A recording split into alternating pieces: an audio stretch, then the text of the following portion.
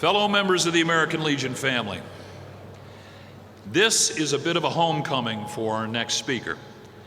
Not only is he a former governor of Indiana, but he's a distinguished alumnus who excelled in one of our American Legion youth programs. In 1977, as a senior at Columbus North High School, he won the American Legion Department of Indiana Oratorical Contest.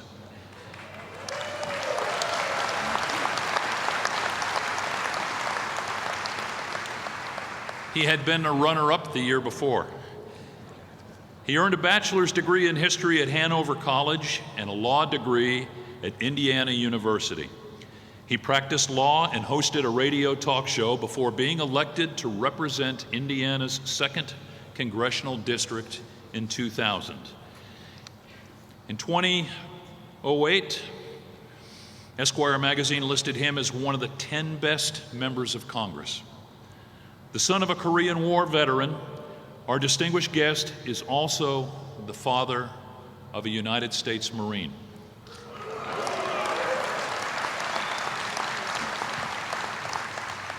He's a strong supporter of the Second Amendment and religious freedom. Throughout his political career, he championed limited government and low taxes. Ladies and gentlemen, it is my high honor to introduce the Vice President of the United States, the Honorable Mike Pence.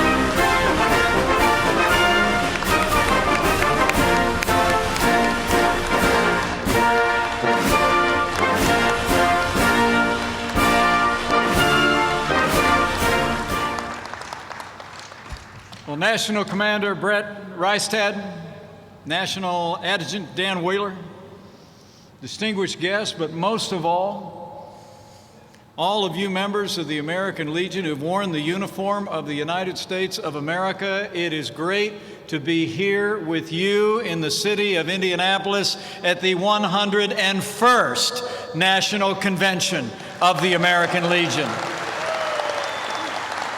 Starting a new century of leadership. And let me say what an honor it is to be able to welcome so many of you here to the Hoosier State and to be back home again in Indiana. I'm proud to say got some Hoosiers in the house. I'm awfully proud to stand with all of you. The American Legion is the largest and most influential veterans organization in America, and it's headquartered right here in Indiana.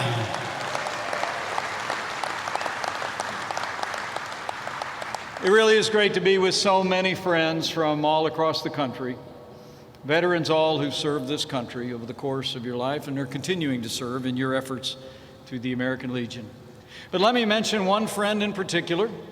I'm especially honored to be joined today by a Vietnam combat veteran, a two-time recipient of Purple Heart, the Bronze Star. And when I was governor, he was one of the greatest champions of veterans this state has ever known. And now, he's one of Indiana's newest members of the Congress of the United States. Would you join me in welcoming Congressman Jim Baird to this American Legion National Convention?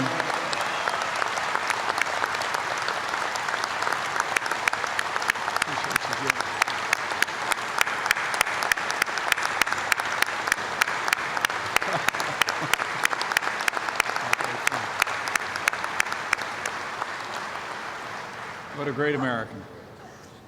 And speaking of friends of mine, allow me to bring greetings from another friend of mine, who, when I told him that I was headed here to see all of you people today, I think he sounded just a little bit jealous. He is a champion of the men and women of our armed forces and their families. He is a champion of the veterans of the United States of America. And I bring greetings from our nation's Commander-in-Chief and the 45th President of the United States of America, President Donald Trump.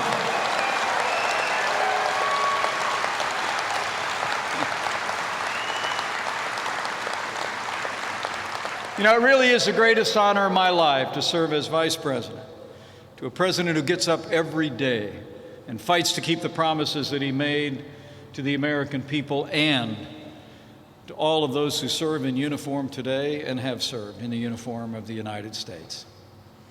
Frankly, this administration, just like the American Legion, have been standing for all of the same things. Like the Legion, we've stood with our soldiers, sailors, airmen, Marines, and Coast Guard, and we're giving them the resources and the support they need to accomplish their mission again. We've stood by our veterans, giving them the benefits and the care that they deserve once again. And under this president, this administration will always stand by our American flag. We will always stand for our national anthem. And just like the American Legion, we will always defend the freedom and sacrifice they represent. I promise you. Those cherished ideals are really what the American Legion is all about. You know, it's amazing to think 100 years ago, veterans of this nation gathered in the city of Indianapolis at the request of the United States Congress to build a community of veterans. And so you have. When they gathered in Minneapolis, history records, they swore to associate themselves for God and country. And to this day, the American Legion stands strong on its four founding pillars: to care for our veterans, a strong national defense, the well-being of America's youth, and championing the cause of Americanism. You've come alongside those who've borne the battle, and for the families that supported them. Last year alone, the Legion helped more than 2,400 veterans find jobs, and the American Legion raised more than $1.4 million for VA hospitals and donated almost 4 million hours of community volunteer service. The American Legion is making a difference for our veterans. And as the National Commander just said, I can testify firsthand, you've been busy teaching our young people about the principles that make our country great, whether it's through the Boy Scouts, American Legion baseball, or that American Legion oratorical contest. You know, I just did an interview with the magazine, and I feel I owe a debt of gratitude to the American Legion, because it was in that American Legion oratorical contest that my love affair for the Constitution of the United States of America began, and you have my thanks.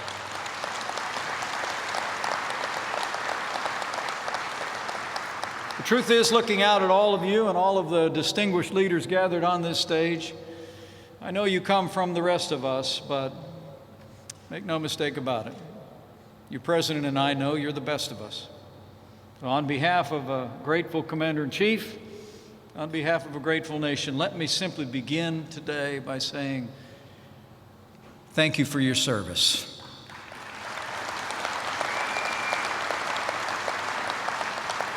We'll always be grateful.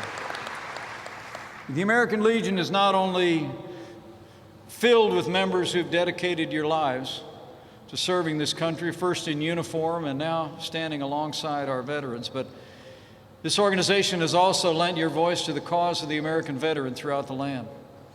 And I'm here to tell you, I've been serving alongside him now for a little more than 2.5 years. American veterans have a champion in President Donald Trump.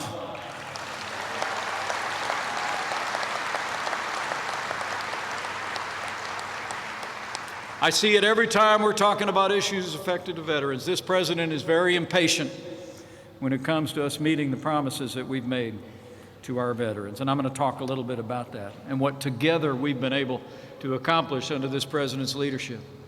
You know, the president put it well not long ago. He said, our veterans have fought for our country, and now our administration is going to keep fighting for you. Since the first days of this administration, I can tell you, your president, this vice president, and our administration have been doing just that, and not a moment too soon. The truth is, 3 short years ago, years of budgetary neglect combined with ever-growing foreign commitments was sapping the strength of our men and women in uniform today, challenging their morale. Scandal after scandal at the VA revealed a cold indifference to the fate of our veterans.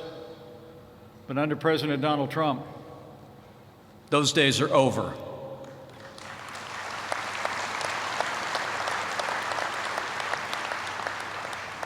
If you remember, in his speech to the American Legion in September of 2016, as a candidate, our president promised to rebuild our depleted military. And as he said, ensure every veteran in America gets timely access to top quality care. And most importantly, we were going to stop apologizing for America, and we were going to start celebrating America. And that's exactly what we've done. 3 years later, this president's delivered. With the strong support of our allies in the Congress, I stand before you today. America is more prosperous, our military is stronger, and our veterans are finally getting the care and the respect that you deserve every single day.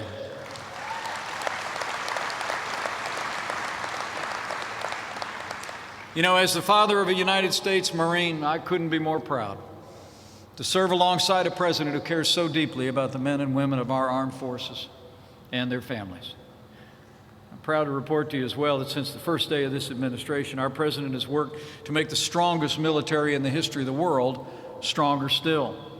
And President Trump has actually signed into law the largest increase in our national defense since the days of Ronald Reagan. And this month, we signed a budget deal that secured $738 billion for our military and gave our soldiers, sailors, airmen, Marines, and Coast Guard the biggest pay raise they've had in the last 10 years.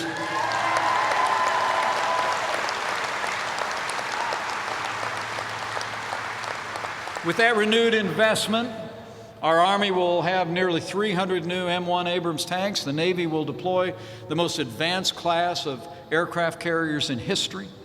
The Air Force will have hundreds of brand new Joint Strike Fighters, the F-35.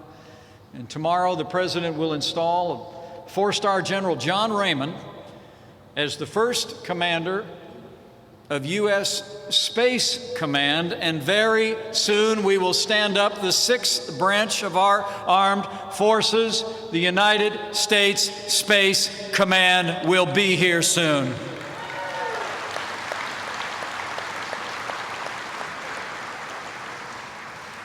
As the President has said, our active duty personnel are now the best equipped, best trained, and most technologically advanced fighting force in the history of the world. And it's true.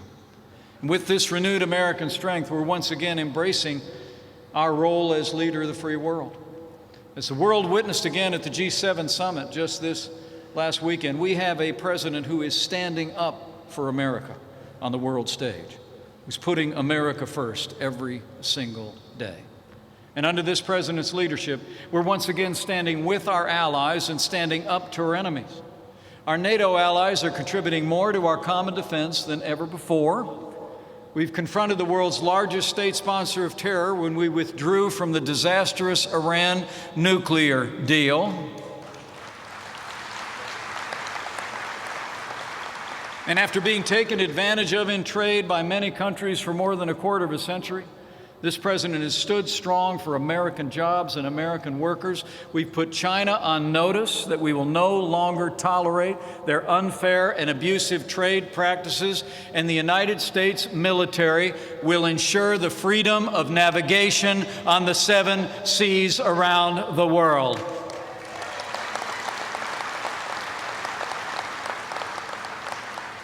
And as we all know, we've taken the fight to radical Islamic terrorists on our terms, on their soil.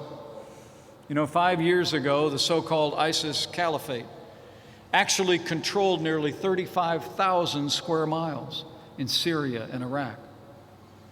They subjected 5 million people to unspeakable barbarism and oppression. But today, thanks to the courage of our armed forces and the leadership of our commander-in-chief, earlier this year, the last inch of territory controlled by the ISIS caliphate was captured.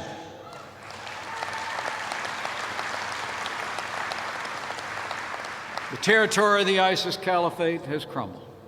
It's an extraordinary accomplishment for our troops and a source of great American pride. Beyond that, from the outset of this administration, this president also stood strong against North Korean aggression. And now North Korea is at the negotiating table. I stand before you today, there's no more nuclear tests, no more threats against America. 3 historic meetings have taken place. And thanks to the leadership of this president, North Korea's leader also promised to return the remains of all fallen U.S. service members in the Korean War.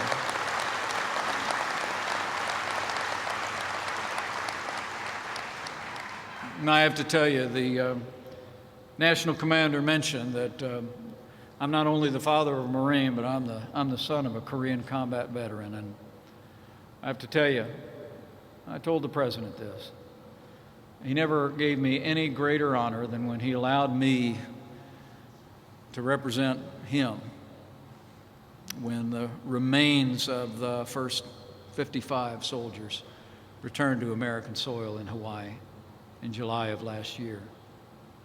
Watching those 55 small flag-draped caskets come off the plane was an extraordinary experience.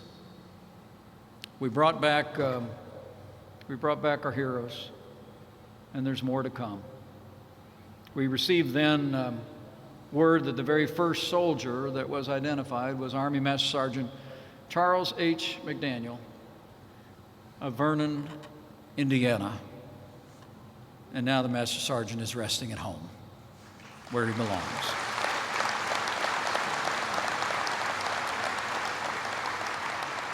At this point, more than 24 have been identified and restored to their families and their communities.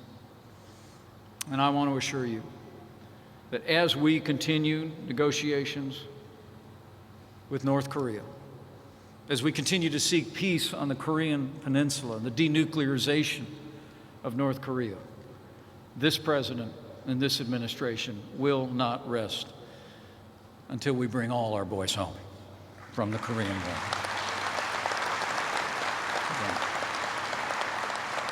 So we've been rebuilding our military, restoring the arsenal of democracy, and renewing American leadership on the world stage. But as President Trump has said, as we take care of those serving today, just like the American Legion, our administration is equally committed to taking care of every warrior that returns home as a veteran. In this White House, let me be clear, this president and this administration know veterans' benefits are not entitlements. They are the ongoing compensation that was earned in the uniform of the United States of America.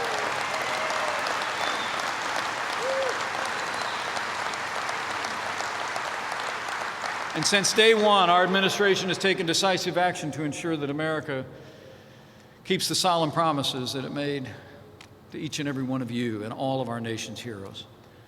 And that began with fixing the VA. Under this president's leadership, with our partners in Congress, we passed the VA Mission Act, the most sweeping VA reform law in half a century. And today, nearly 3 million veterans have been able to see the doctor of their choice and get the medicine they need.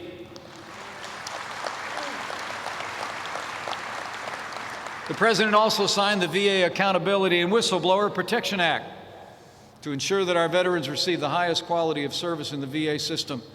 And today, I'm pleased to report that under this administration, we've fired more than 7,000 VA employees for negligent behavior. The era of abuse at the VA is over. We're not going to put up with it anymore.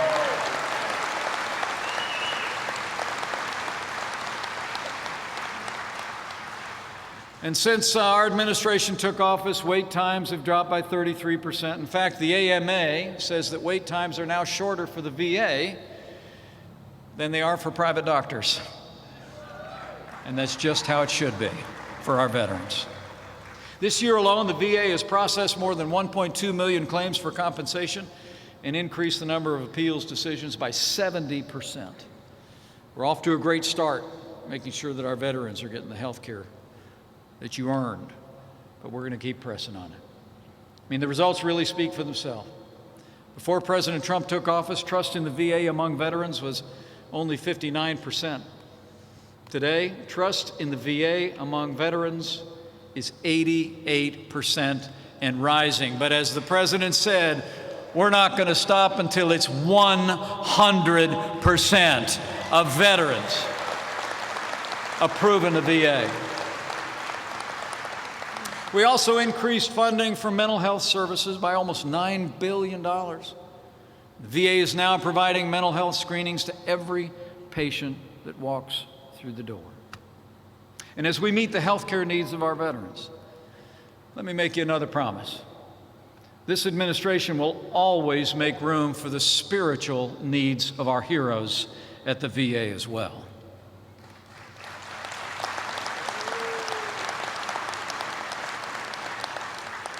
You might have heard even today that there's a lawsuit to remove a Bible that was carried in World War II from a missing man table at a VA hospital in New Hampshire. There's a lawsuit underway. It's really no surprise because under the last administration, VA hospitals were removing Bibles and even banning Christmas carols in an effort to be politically correct. But let me be clear. Under this administration, VA hospitals will not be religion-free zones. We will always respect the freedom of religion of every veteran of every faith. And my message to the New Hampshire VA hospital is, the Bible stays.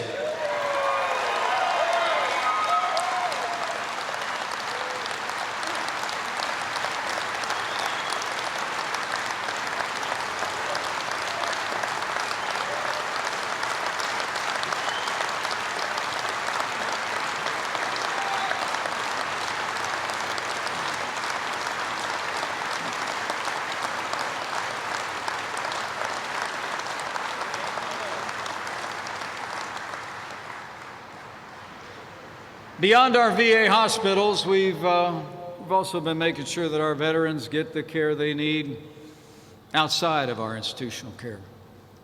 We've actually found permanent homes for nearly 30,000 homeless veterans. There should be no homeless veterans in America. We put an end to this scourge in at least 76 communities in 3 whole states. We've expanded the GI Bill so that veterans can get up to $24,000 to attend the college of their choice at any point in their careers. And just 2 weeks ago, President Trump directed the Department of Education to eliminate every last penny of student debt owed by permanently disabled veterans.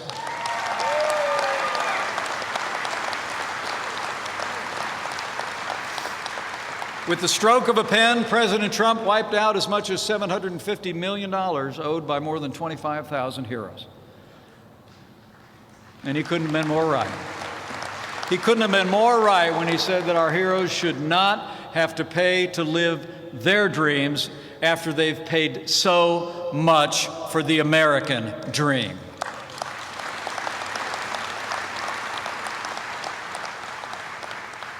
And of course, the greatest benefit of any returning veteran, people coming home from service in uniform, is a robust, dynamic, and growing economy. And we've delivered on that as well. This president has taken decisive action to reignite the engine of opportunity so that when America's warfighters return to civilian life, they have an abundance of opportunities to earn a good living and pursue their dreams. From early in this administration, we went right to work. After the slowest economic recovery since the Great Depression, where in the last 8 years our economy only grew by 2%. This president, our administration, went to work with Congress, and we cut taxes across the board for working families and businesses. We rolled back red tape. We cut more red tape in the first 2 years than any president in American history. We unleashed American energy so that next year America will be a net exporter of oil and natural gas for the first time in 70 years. And we fought for trade deals that put American jobs and American workers first. The result? For our veterans coming back in the workforce, and for every American, since Election Day, businesses large and small have created more than 6 million new jobs. The unemployment rate has fallen to a near 50-year low. The unemployment rate among veterans has fallen by nearly 40%. And under our administration, veterans' unemployment has reached the lowest level in nearly 20 years. Our veterans are working again and finding jobs. In fact, veterans' unemployment is now lower than even the national average. It's incredible. And to those of you that have a friend, a family member, or a veteran looking for work, you might remind them, there's actually more job openings in America today than there are people looking for work. Never a better time to come back and go to work in this country. And over the past 3 years, with the strong support of the American Legion, our administration we've replaced weakness with vigor, doubt with confidence, and neglect with compassion and the care of the American people. Together, we're forging a new future of American strength. And together, we're making America strong. We're making America secure. We're making America great again.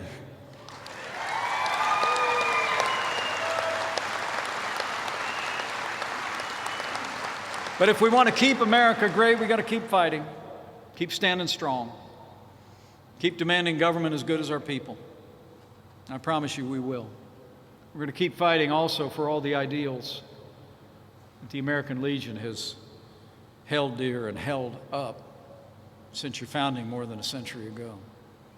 The ideals that are the essence of Americanism, expressed in our Declaration that recites that we're endowed by our Creator with certain inalienable rights, endowed by our Creator with life, liberty, and the pursuit of happiness. The ideals that are enshrined in our glorious Constitution that all of you in this room put on the uniform to defend. And I promise you those rights, God-given liberties enshrined in our Bill of Rights, I promise you, this president, this vice president, and all of the 140 judges that we have seen appointed to our federal courts at every level are going to uphold all those liberties, from the freedom of speech to the freedom of religion to the Second Amendment right to keep and bear arms.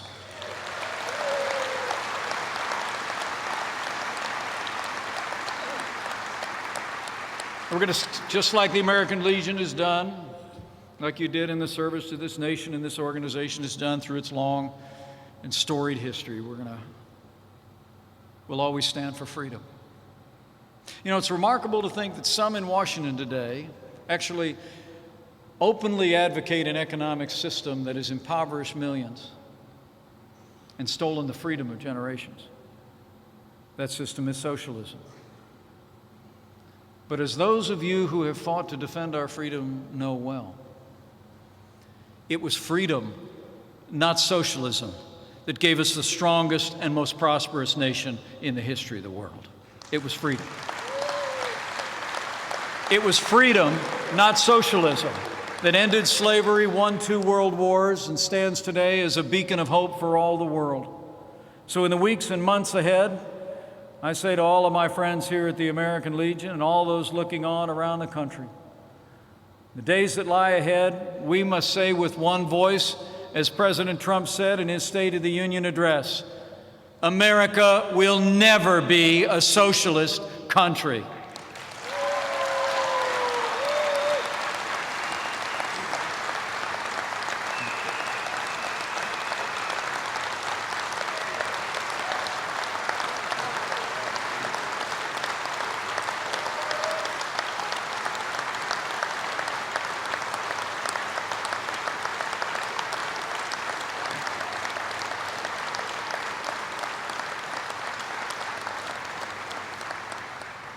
And we'll do this for this generation of Americans and for our posterity.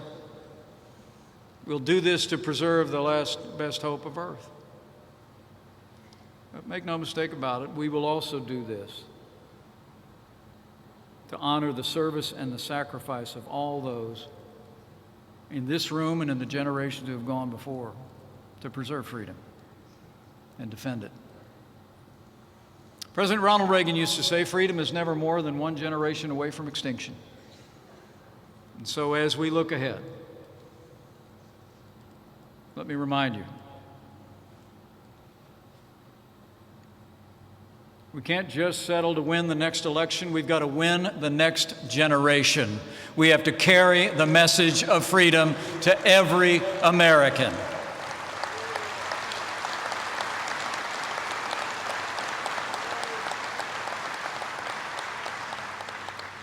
Because we have to remember, as all of you know better than me, the price that was paid for freedom. You know, standing before you today is deeply humbling. Because my life didn't take me into the uniform of the United States. But as a son of a combat veteran and the father of the member of the service and soon to be the proud father-in-law of a Navy pilot,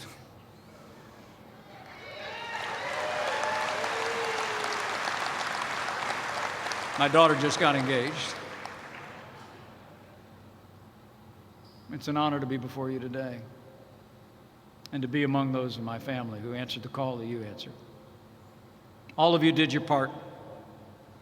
The truth is, through your work in the American Legion, you're still doing it. But now more than ever, we need your commitment to support our men and women in uniform today, to stand by those who had borne the battle and their families. Now more than ever, we need you to stand with all of those who are willing to stand up for the ideals that have always been synonymous with the American Legion. Ideals at the very heart of the American way of life.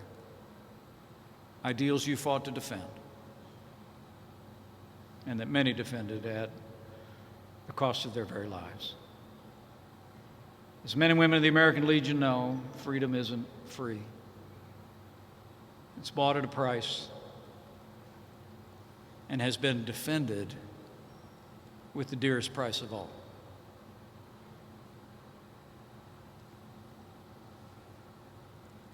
Last Friday, my wife Karen and I were at Dover Air Force Base in Delaware, where service members that fall in combat come home. We were there for the return of 2 combat soldiers, warriors, who fell in a firefight about a week ago in Afghanistan. Master Sergeant Jose Gonzalez and Master Sergeant Luis de Leon, Special Forces, 7th Army. They were the best of the best. Incredible men. Both of them had been on multiple deployments overseas. Never hesitated to go back. I actually met Jose at Walter Reed Hospital in February of 2017. He was recovering from combat injuries he'd received and was preparing to get back to the fight. But as we were talking with his wife, Brenda, she told me that as he was recovering at Walter Reed, it was Lewis that came to her house. And he said to her that Jose was going to be fine, and that when he returned to the fight, she shouldn't worry. Because he said, I'll never leave him.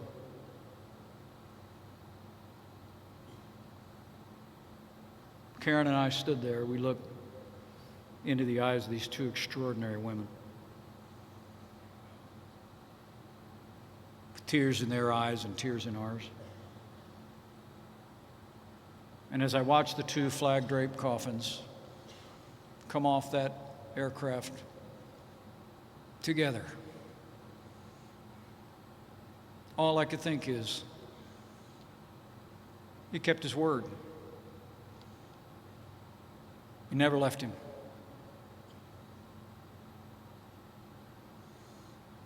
They both went back into the battlefield together, and from there to eternity. And today their earthly remains are home. But I promise you, this nation will never forget or fail to honor the service and sacrifice of Master Sergeant Jose Gonzalez and Master Sergeant Luis de Leon.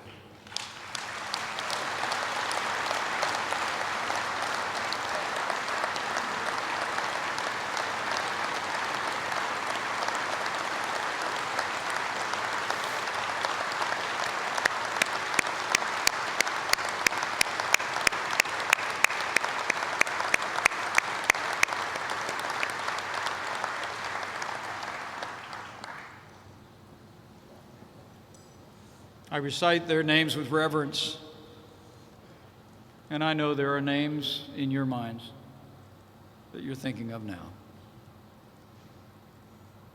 We remember them. We're inspired by them. And our resolve is steeled. Continue to stand for all they fought to defend. Ours is the land of the free because it's always been the home of the brave. And you are the brave. You stood in the gap. You held a far distant post for freedom. You counted our lives more important than yours. And the American people will always be grateful. As the psalmist wrote, you trained your hands for war.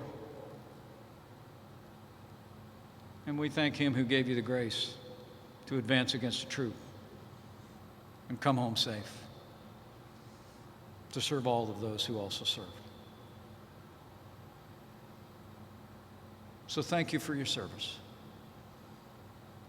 Thank you for your courage. Thank you for doing your part in uniform and everyday sense, to stand by our military and to stand for our freedom, doing your part to preserve this last best hope of earth for ourselves, our children, and our children's children. May God bless the American Legion, the entire Legion family. May God bless the men and women of our armed forces. May God bless America. Thank you all very much.